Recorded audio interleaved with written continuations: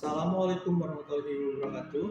Perkenalkan, nama saya Irfan Faisal dari Prodi BCKR Rik semester 1 dengan nomor NPM 41182191500073. Di sini saya akan menjelaskan dan mempresentasikan mata kuliah anatomi yang berjudul Panca Indera.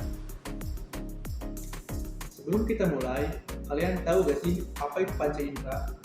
Panca indera merupakan bagian tubuh yang berfungsi menerima informasi stimulus dari lingkungan luar tubuh ke sistem saraf pusat. Panca indera terbagi menjadi 5. Yang pertama ada indera penglihatan, yaitu mata. Yang kedua ada indera pendengaran, telinga. Yang ketiga indera pembau, hidung. Yang keempat ada indera pengecap, lidah, dan kulit. Dan yang kelima adalah indera peraba, yaitu kulit.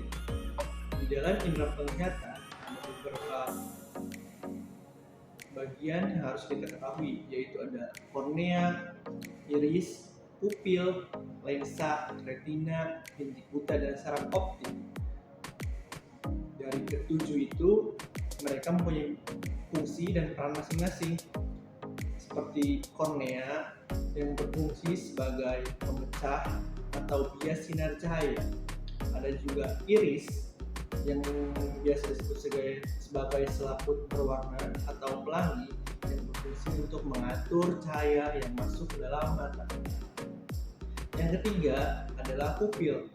Pupil adalah ruang yang dibentuk atau yang dikelilingi oleh iris.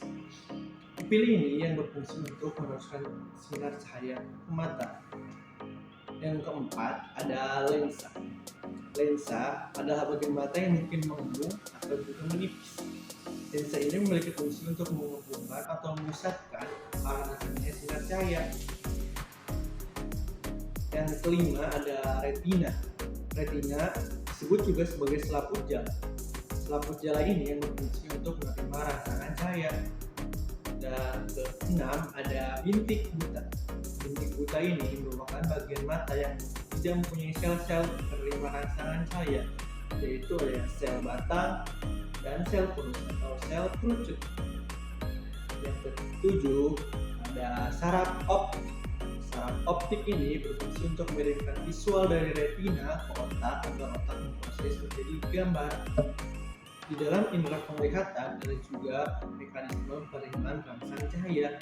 Apa sih mekanisme penerimaan rangsangan cahaya itu? Yaitu sinar cahaya mengenai mata melalui bagian-bagian depan ke belakang mata dan berurutan dari kornea, pupil, lensa, dan retina. Dari retina itu reseptor cahaya menerima rangsangan cahaya. Ada juga kelainan atau gangguan penglihatan. Yang pertama ada hipermetropi atau rabun dekat. Kondisi mata ini yang membuat objek jarak dekat lihat kabur sementara objek jauh terlihat jelas. Yang kedua ada miopia atau rabun jauh. Kondisi mata ini di mana objek yang dekat terlihat jelas sedangkan objek yang jauh terlihat buram. Yang ketiga adalah astigmatis atau mata seringai. Kelainan ini adalah kelainan refraksi mata yang menyebabkan penglihatan kabur dan terdistraksi baik jarak dekat maupun jarak jauh karena kelengkungan kornea lensa mata yang tidak simetris. Kita masuk ke indera pendengaran atau telinga. Di dalam indera pendengaran ada beberapa bagian-bagian dari luar sampai dalam, teman-teman. Yang pertama ada helix, daun telinga, tragus, labule, tulang temporal, membran timpani, tulang-tulang pendengaran, saluran pendengaran, saluran episius, sanalis muscularis, vestibulus, saraf, kokrea, tingkap oval, serta tingkap bulat. Telinga luar merupakan saluran dari telinga luar sampai ke gendang telinga atau membran timpani. Sedangkan telinga tengah merupakan bukaan gendang telinga dan selaput telinga bagian dalam atau koklea yang terbatas. Pada telinga bagian tengah terdapat 3 tulang berdaging. Tulang pendengaran itu antara lain ada malleus atau yang bentuknya seperti martir, dan ada landasan yang bentuknya seperti landasan, dan sargundi yang bentuknya seperti sarguti atau pencatan kaki pelana kuda. Di telinga bagian dalam atau labirin merupakan bagian sistem cairan yang diisi saluran dan kantong pada rongga pada tulang, tengkorak yang disebut juga cochlea dan saluran setengah lingkaran. Terus teman-teman pernah berpikir gak sih bagaimana telinga bisa mendengar? Telinga bisa mendengar yaitu bunyi dari sumbernya yang diterima oleh gendang telinga yang disalurkan melalui liang telinga dan menyebabkan gendang telinga bergetar. Dan ada juga gangguan pendengaran atau tuli. Adanya gangguan pendengaran adalah gangguan transmisi suara pada saluran telinga atau penumpukan kotoran telinga pada gendang telinga. Ada juga kerusakan reseptor disebabkan oleh obat-obatan tertentu. Ada juga otosklerosis, ialah penyakit yang menyebabkan jaringan tulang pendengaran dari telinga yang melekat. Ada juga saraf pendengaran yang rusak akibat cacat dari dalam leher. Ada juga telinga yang berfungsi untuk menerima rangsangan bunyi kebisingan udara tentang frekuensi 20 sampai 2000 Hz getaran per. Berikutnya adalah indera pembau. Bagian dari indera pembau atau hidung ialah sinus frontalis, tulang hidung, rongga hidung, kumpulan indera pembau, esofaring, tonsil. Hidung ini terdiri dari bagian-bagian yaitu lubang hidung dan rongga hidung. Rongga hidung selalu dilapisi dengan lapisan cairan yang disebut mukosa. Pada selaput lebih rongga hidung bagian atas terdapat indera penciuman. Ujung kepala dan tiap ujungnya mempunyai 50 yang besar untuk mendapatkan rangsangan aromatik yang biasanya bertugas atau buah. Ketika bau masuk dari lubang hidung dan mencapai indera penciuman, hal itu menyebabkan terjadinya penjaman impuls yang diteruskan melalui saraf ke otak. Berikutnya adalah indera pengecap. Indera pengecap ini bisa merasakan 4 rasa, yaitu asam, pahit, asin, dan juga manis. Lidah bisa digerakkan karena yang terdiri dari otot-ototnya yang dikendalikan oleh lurik.